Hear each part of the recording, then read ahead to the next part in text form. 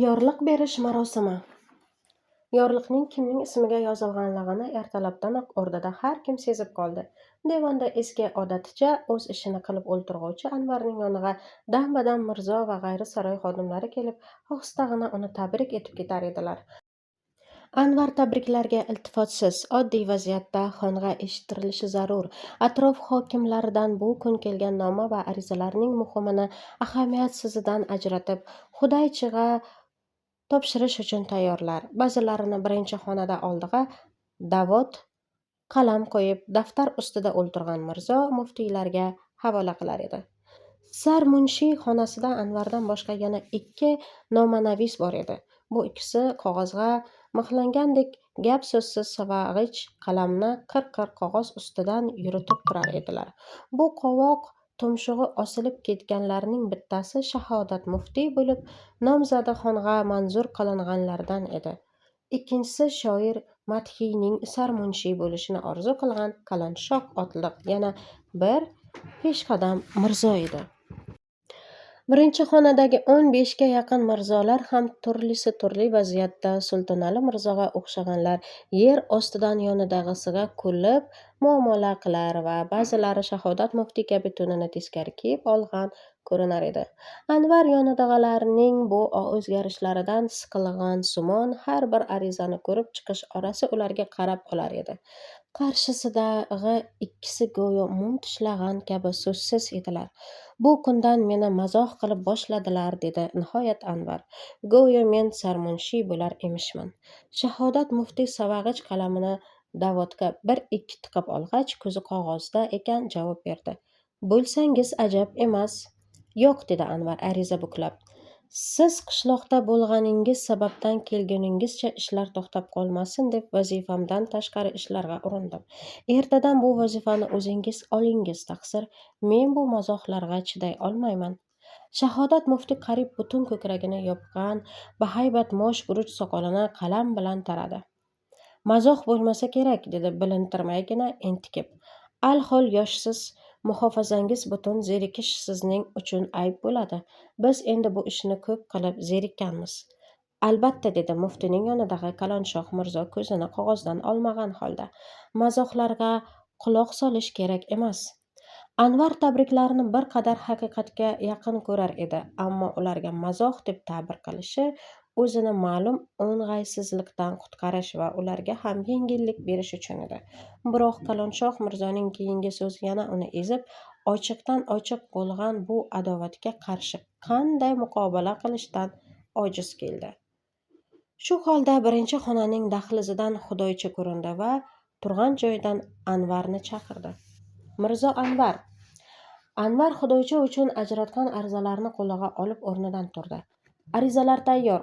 Huzuringizga chiqarmoqchi bo'lib turgan edim. Xudoychi boshini chayqadi. Arizalarni hozircha qo'yib turingiz, dedi yerga ishorat qildi. O'zingiz men bilan birga kelingiz. Qayoqqa, taqsir? Huzur-u muborakka. Mirzolar bir-birlariga qarashib oldilar. Shahodat muftiy bo'zrayib hamrohiga qaradi. Anvar esa qo'lida arizalar bilan hayrat ichida edi. Dahlizda uni kutib turgan xudoychi yana tanbeh qildi. Men sizga aytaman, Anvar. Anvar qo'lidag'ini o'z joyiga qo'yib xudoychi orqasidan chiqdi. Xon taxtda edi. O'ng taraf kursida Abdurahmon Oftobachi va so'lda shoir Mulla Niyoz domla qo'l bog'lab o'ltirar edilar. Birinchi xonadan xudoyor huzuriga kiradirgan eshikning ikki yonida oy bolda ko'targan 2 jallod surat kabi qotganlar. Ular qatorida xon ulug'lari, ayon va saroy beklari chizilishib o'ltirganlar edi. Xudoychi huzuri muborakka kirib ta'zim qildi. Chaqirdingmi? Dedi xon. Taqsir, izn beramiz. Xudoychi qulluq qilgan ko'y orqasi bilan yurib, birinchi xonaning dahliziga keldi va dahlizda kutib turgan Anvarni huzuri muborak sari yo'lga soldi. Anvar huzuri muborakning eshigida to'xtab ta'zim ado qildi va uning yonidagilarga ham yarim ta'zim ishorasini berdi. Ishlaring yaxshimi, mirzo, deb so'radi xon. Duolari barakasida qiblagoh, dedi Anvar. Xon Mulla Niyoz domlaga qaradi. Bu yigit bizning mirzolar orasida obdon ko'rinadi, dedi. Domla Niyoz o'rnidan qo'zg'alib oldi. Fayzi shahanshohiy, men bu yigitni mirzaboshi qilmoqchi bo'ldim, dedi xon va tizzasi tegidan bir qog'oz olib domla Niyozga uzatdi. O'qing, domla. Domla Niyoz o'rnidan turib qog'ozni olib o'pdi. Abdurahmon Oftobachi va unga ergashib birinchi xonadagi ayollar barobar o'rinlaridan turishdilar. Domla Niyoz turgan ko'yi yorliqni o'qidi. Ba ismi subhanahu amrullohi farizatun va amru navo vojib.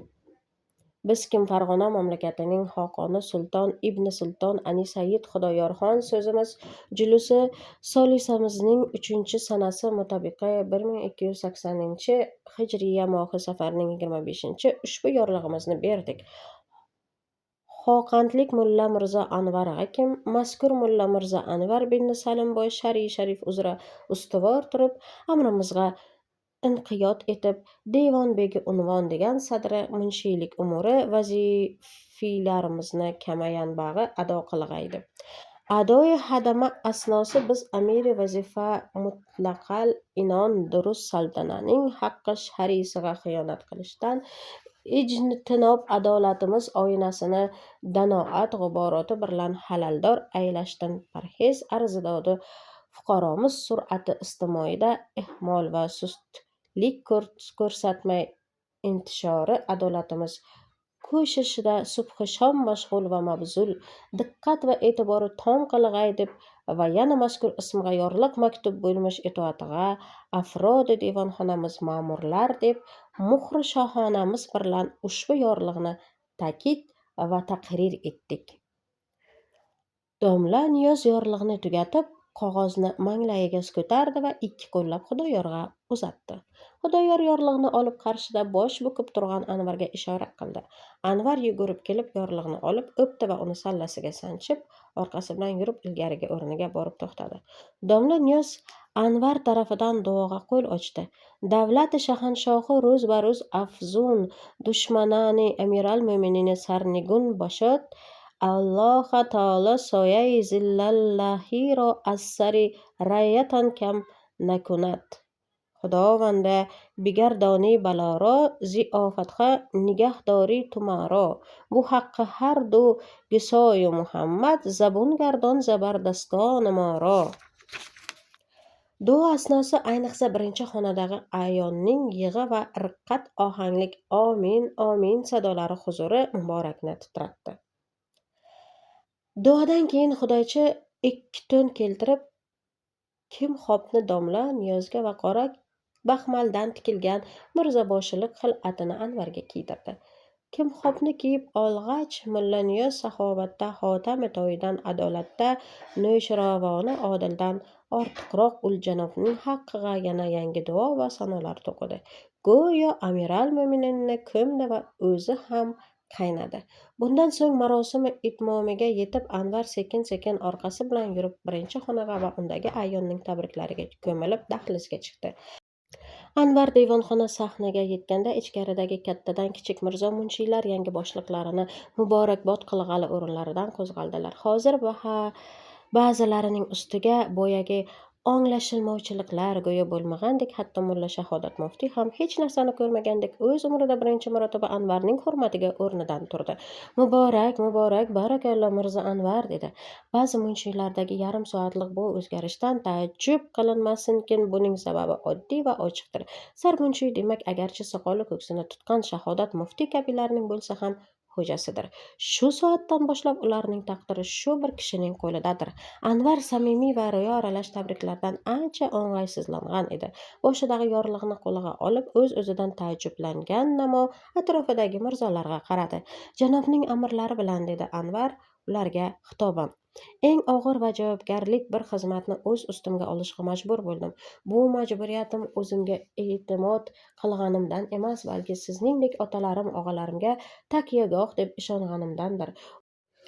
O'ylaymanki, bunday majburiyatda qolgan bir ukangizni albatta yerga qaratmassizlar va undan marhamatlaringizni ayamassizlar. Men sizlarning soyalaringizda tarbiyalandim, menga o'z shogirdlaringizdek muomalada bo'lib keldingizlar.